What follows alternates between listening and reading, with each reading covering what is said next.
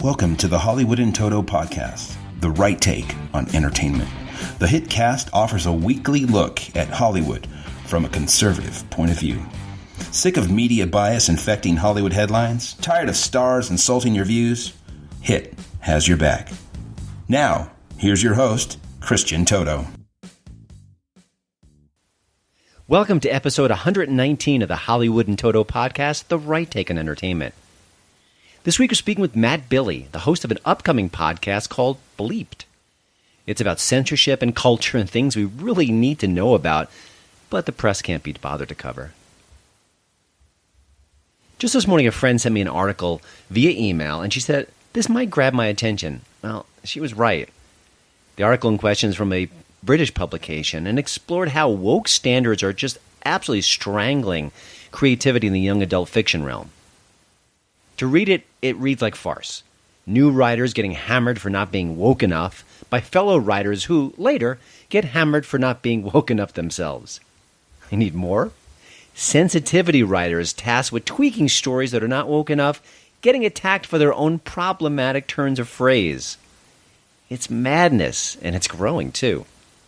We see elements of it all around Hollywood. Avengers Endgame, an otherwise great movie, stops the final battle cold to send a moment so artificially woke and feminist, even social justice warrior websites call them out for it. Big screen comedies need to empower victims first and foremost. I mean, if we get to the laughs later on, I guess that's okay. Now, movies with predominantly black characters must be directed by black auteurs, and the same is often true for female superhero movies. Just try pitching Batgirl, directed by Joss Whedon. Who cares that he directed the great movie The Avengers, the first film in the series? He is not a she. And yes, he did get that gig, and he no longer has that gig. Like I said, it's everywhere. So where are all the Hollywood power players? Shouldn't someone like Stephen King or J.K. Rowling step up to defend those young writers who are under PC attack? What about a Seth Rogen or Amy Schumer saying, "Hey, let funny people be funny," and put that woke stuff behind for now? Actually, those two stars are too busy apologizing for their own unwoke jokes. Where's Don Rickles when you need him? Today's stars are so vocal so often, and yet on this subject, one that should be near and dear to their heart, their silence isn't deafening. It's maddening.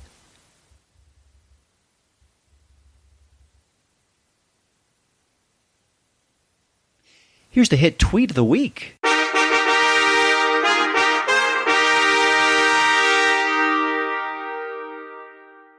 Mark Ruffalo is a fine actor and the very best Hulk around. Sorry, Lou, Ed, and Eric. He's also a far, far left soul who's always scaring us about climate change. And if that means promoting a teenager with very little research or experience on the subject, well, so be it. The Climate Change Network's new star is this young girl named Greta Thunberg. She's a Swedish teen that says the same apocalyptic stuff that Al Gore does, but she's young and she's precocious, and she's good at getting people to rally by her side, and the left loves weaponizing kids, so now she's a hero. Just ask Mark Ruffalo, who tweeted this out this week. This young person, at Greta Thunberg, has something you need to hear. You think Mark's celebrity pals with their massive carbon footprints are listening? Don't touch that dial. You're listening to my daddy's podcast. My HiT tip of the week is Fighting with My Family. The Rock isn't foolproof at the box office. Remember Baywatch? Or better yet, don't. He also faked to make this fact-based wrestling drama a hit, and that's a shame. Fighting with My Family follows a wrestling-obsessed clan trying to get its team members into the WWE, but of course that won't be easy. They are the biggest wrestling federation around, and cracking their lineup is not simple. And of course, that's personified here by Vince Vaughn, who plays the person who's chosen to select the different members who will join the family and the many, many wrestlers who get sent home. Now, Dwayne Johnson isn't the star here. He's got a small role, maybe 2 or 3 scenes in all, but he's very funny. So is Nick Frost, who's the head of this particular family. But the star of this movie is really the family itself. They're goofy, they're relatable, They're built on dreams and love, and of course they're not perfect, a little rough around the edges, to say the least, but they're really enjoyable to watch. And they're the main reason to watch this movie, which is kind of a comedy, kind of a drama, has some good elements of both. Fighting with My Family is available right now on home video and pay streaming services. You're listening to the Hollywood in Toto podcast, the right take on entertainment. The HitCast is the right take on entertainment, and that usually means politics, but lately, I have to say, I've been just obsessed about the culture at large. It's why I wanted to interview Matt Billy before his new podcast even debuts. Bleeped, coming out June 18th, looks at censorship from a number of angles. It's about transparency and social media and freedom, and people often caught up in a system that's just plain wrong. Now, Matt isn't new to podcasting. He's had other shows before, but he takes the medium very seriously. He also has some fascinating thoughts to share about deplatforming and other cultural ills that I've been looking at with just absolute horror in the last few months. Now, you can start subscribing to Bleep June 1st, and then, of course, the debut comes out June 18th, but you'll be ready when it actually hits the airwaves. For now, I hope you enjoy my chat with the host of Bleeped, Matt Billy. Well, Matt, I understand some of the stories that you covered for your previous podcast, Between the Liner Notes, helped form Bleeped. So I wanted you maybe to kind of dig a little deeper into that and show what you uncovered and why it kind of piqued your interest and made this new show possible. Yeah, so on my last show, Between the Liner Notes, a large percentage of the episodes were about musicians who had been censored in some way. Folk musicians in Greenwich Village in the 1960s not being allowed to sing in a park. A labor activist who got put on trial. And also there was an episode that I didn't get to finish making where I wanted to interview Luther Campbell from Two Live Crew to discuss their infamous obscenity trial from 1990. So those episodes, two that I completed, one that I didn't complete, really got me thinking that, censorship would be a great topic for a show. Talk about then and now. Your old show is digging into some older cases, 1990s, 1960s. What's different about the atmosphere today, or maybe what's the same about what's going on right now? Because I'm fascinated by that. I always think about Lenny Bruce and how he was arrested and his stand-up routine was so scandalous. And right. In a way, that would never happen today. And in another way, comedians can't say what they want again. So I'm just fascinated by the cultural tides changing. And I just, from your perspective, what's different today than it was back then? So, well, let's keep using Lenny Bruce as an example. I think two things changed. All right. So with Lenny Bruce, the way the Supreme Court defines obscenity has changed. But more importantly, I think, especially in the last 10 years, is that the internet has really changed the way we respond to information and the speed with which we respond to information. So an act of censorship is we're going to find out about it a lot quicker.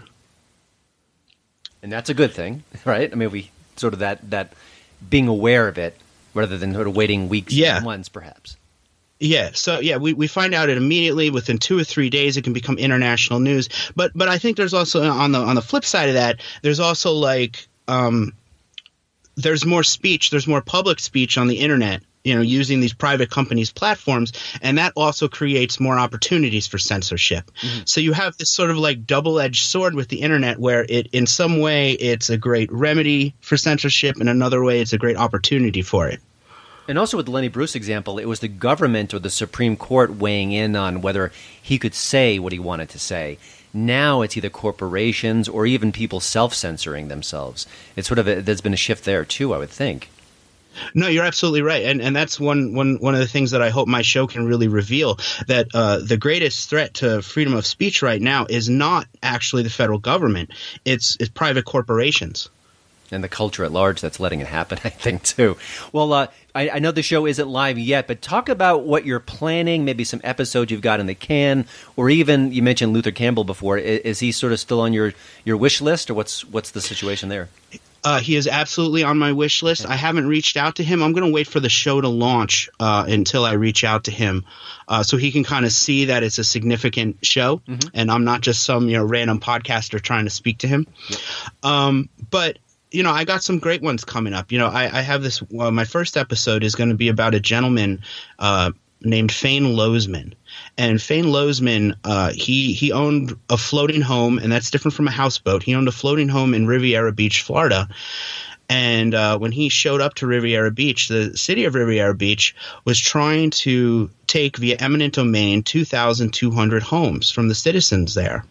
And using some legal I don't want to call them tricks, but some legal tactics, Fane was able to kill the redevelopment deal. And the city of Riviera Beach retaliated by what'd they do? So he had to rent the slip at the municipal marina for his floating home. And every month he'd have to send in a rent check. Well, one month they returned the rent check and then went to federal court claiming that he didn't pay his rent. And they got a maritime lien to seize his house.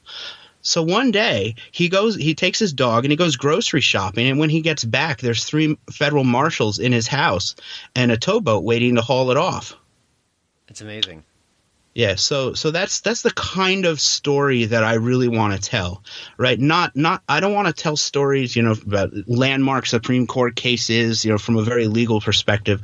I want to tell stories about individuals who've really had their lives negatively impacted by censorship and what they did to fight back. Interesting. One of the things I've noticed, I'm a conservative, I don't know your politics, it doesn't really matter for this conversation, but I am noticing that in a lot of these topics that there's sort of the right is more animated and the left isn't as much. And I think I follow that more with censorship on social media, maybe even artists not being able to say what they want to say. HBO's Confederate program, which, sight unseen was attacked and many people wanted to go away. This would seem on the surface to be something that would draw the left and the right together. What's your thoughts on that, and why is that not happening as much as I thought it would? Well, I think the reason it's not drawing the left and the right together is I think so that this is something that actually should have been happening a long time, right? So let's actually start by talking about that one Supreme Court case where the ACLU defended a Nazi's right to hold a demonstration in Wisconsin, I believe it was. That's Skokie? Right. Yeah, okay. That's the one. And I think – right, and that like the ACLU got a lot of pushback from that, right? But what the ACLU, what they said publicly was that we need to defend freedom of speech for everyone, otherwise it'll be in jeopardy for everyone. And so I think what you're seeing now is that you're seeing a lot of conservatives being removed from Facebook without much warning, without much due process, really, if Facebook has a due process, and people are kind of sitting on the sidelines saying, well, we're going to let this one slide because I don't agree with what they say. Mm-hmm. And I think it is important to realize that we do need to defend everyone's speech because it's not hard to imagine a world where, it's 1910 and I'm a labor organizer and Facebook shuts me down, or I'm a communist and it's 1950 and Facebook shuts me down. Yeah. So, and I think it's important that we all stick up for each other's freedom of speech. Yeah, and I think that it was funny. When I was a kid, there was a TV movie with Danny Kaye based on the Skokie case, and that movie would not be made today. And I think that the ACLU of today is different than the one that was 30, 40 years ago. Talk a little bit about, is there anything that really kind of gnaws at you, a specific case or a specific maybe cultural trend within this arena? I mean, I imagine a lot of things are upsetting to you, and you've researched specific cases, but is there something that really kind of keeps you up at night? There's a lot of things that keep me up at night, but I think one of the things that really does keep me up at night is how much power we've allowed private corporations to have over our speech. And it's not just social media corporations like Facebook and Twitter. A lot of it is just the stuff that they're allowed to put into our employment contracts, like arbitration agreements. When we get cell phones, they'll sneak a little thing into the terms of service that says we can't if they commit a felony against us, we can't do a class action lawsuit. And all this stuff is allowed. The Supreme Court has held over and over and over again that corporations, because of their own free speech rights, are allowed to do these things. And I think it's wrong. And I think because when we're entering a contract with, say, Sprint or AT&T, we're not two equal parties coming to that contract. We're in the cell phone store, and that terms of service appears on the screen, and we either sign it or we don't. We don't get a chance to negotiate it.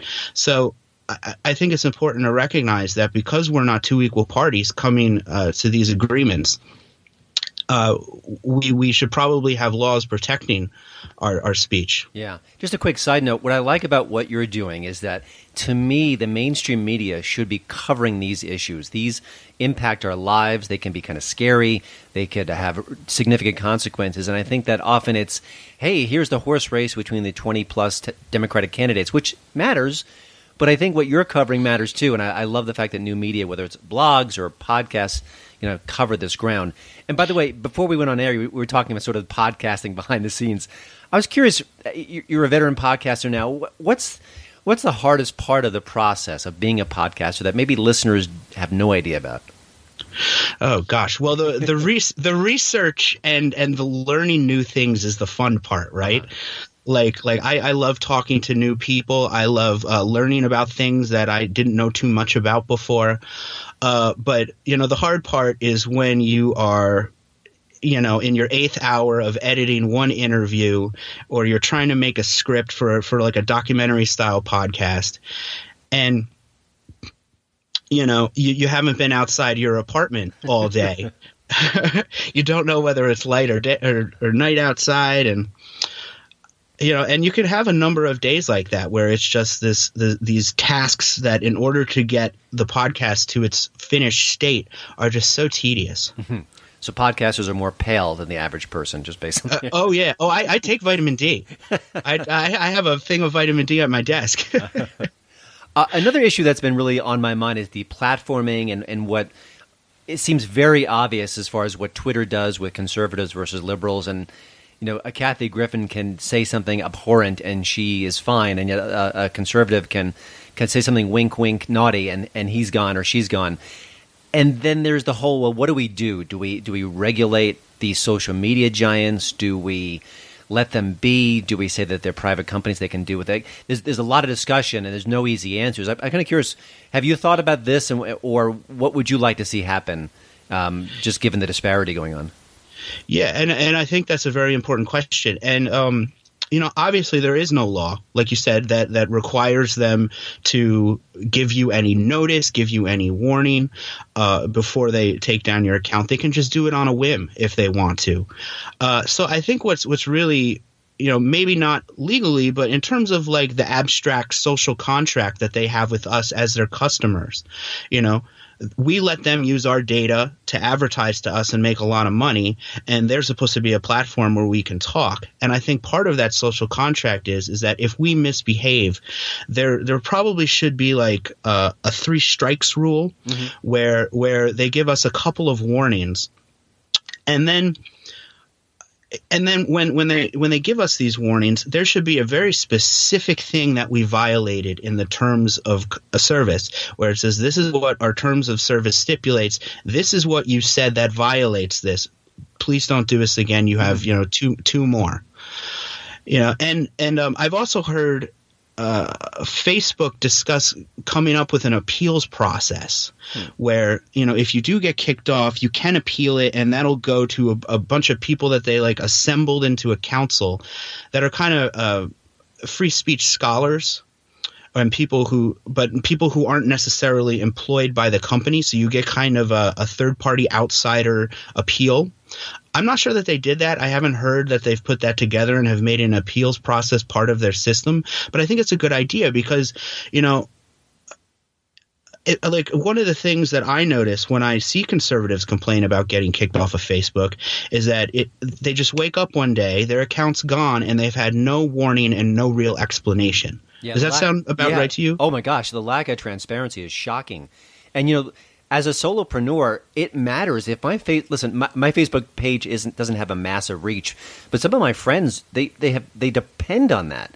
And if all of a sudden it's gone the next day without a warning, without any reason why, then their whole business could collapse. And I don't listen. If they said horrible things, that's on them, you could say. But when it's very unclear and very opaque, then that's a problem. And I like the sort of the third party group that would rule over things, but I often think that I think that might be overwhelming them. Like it could be so many cases that all of a sudden it becomes too cumbersome. But I think on paper that would be helpful. Yeah, well, it'd be interesting to try it and see just how many cases it would be. Mm-hmm. I mean, I think it's important to point out, though, that Facebook has spent very, very little time even caring about their content moderation teams. Before conservatives started getting kicked off of Facebook in the past couple of years, there was another incident where drag queens were getting kicked off of Facebook. And they were getting kicked off for not using their legal names. They were getting kicked off for using their drag names. Mm-hmm. And they experienced something very, very similar, where they would just wake up one day and their account would be gone. And one of the things that frustrated them was, like, they would try to contact the company. No one would ever get back to them. If somebody did get back to them, it would be like a pre-written response, like a very boilerplate response. And I don't know if that's going to be an episode or not, but I did do some research, and I spoke to some actual Facebook content moderators. Now, the company does not treat them very well, which I think goes to show you how much of a priority this is for the company. They're not full-time employees. They do not, like, so for example, there are people that have to look at posts that should not be allowed to be posted. In an 8-hour shift, they're required to look at 5,000 posts. Right. And a lot of these posts, all right, I mean, right now we're talking about political speech, but a lot of these posts are like beheadings and rapes and stuff that's really traumatic to see. Well, Facebook, right, because they're not full-time employees, they don't get health care. So, or they have to go, pay out of pocket through the Obamacare system. And that means that they can't get any therapy for seeing 5,000, images of rapes and murders a day. So I think what Facebook needs to do, honestly, is just really understand that this is a massive priority for them. Yeah. And that is part of their social contract with us, that they get this right. And part of me thinks that I cut these giants slack because this is such a kind of the wild, wild west of the digital age, and we're still all learning how to navigate it. But yeah, you're right. That isn't the kind of thing you just kind of shovel off to the side. That's a significant part of what you do, and the people behind the scenes doing it, they deserve far more credit and money and consideration. But again, that's interesting and something I wasn't even aware of. So it's one of the many reasons I'll be tuning into Bleeped when it comes out. I was kind of curious.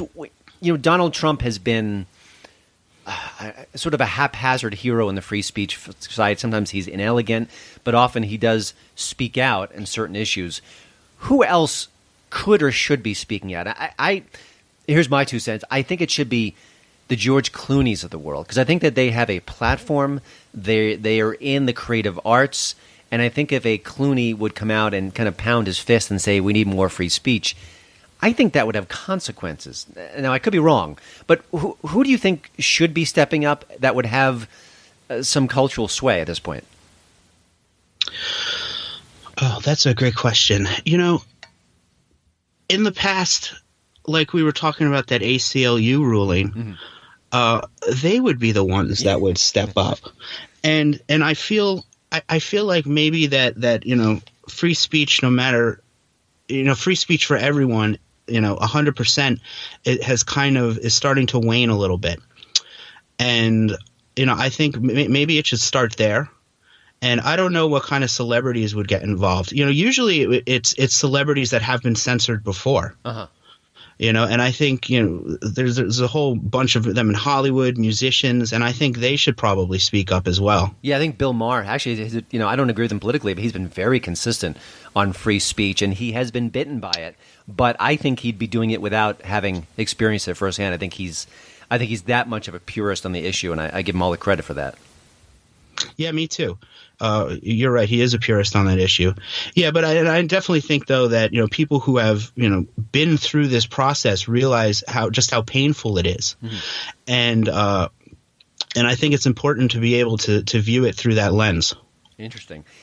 Where are we? This is sort of the crystal ball question, which is wildly unfair. Where are we on this pendulum? Are things going to get much, much worse before they get better? Do you think we're hitting a breaking point where even people across the aisle are being aghast at what we're seeing, or is the worst yet to come? And you will be graded on this, so.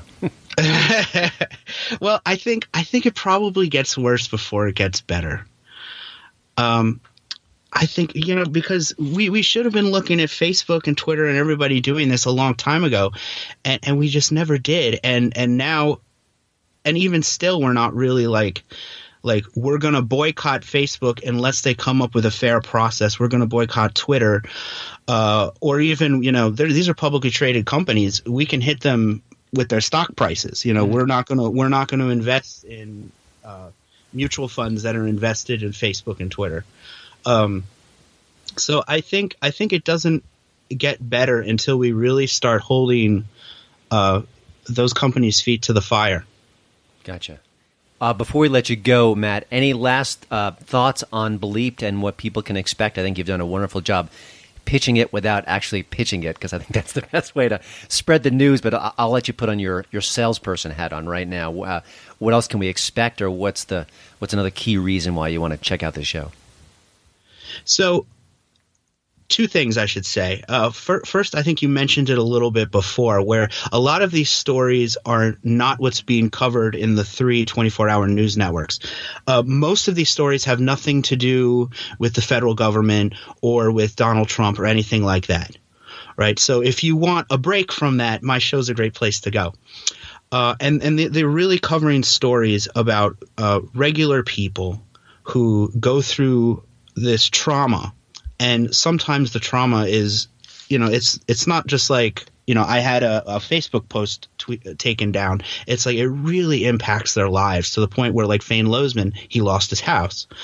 I have another one where the main character had his credit destroyed because he left a negative review on a website about a company. Oh. So it's stories like that where, and I think, in a lot of them, we can find common ground. Both the left and the right can find common ground in some of these stories. Wouldn't that be wonderful? But, well, thank you again, Matt, for joining the HiTcast. The new podcast is Bleeped, debuting June 18th. But as soon as June comes around, you can start subscribing right then.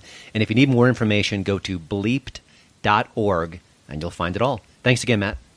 Hey, thank you so much. This was fun. Well, thanks again for listening. Don't forget to check out HollywoodandToto.com for both the show notes and, of course, the latest entertainment news.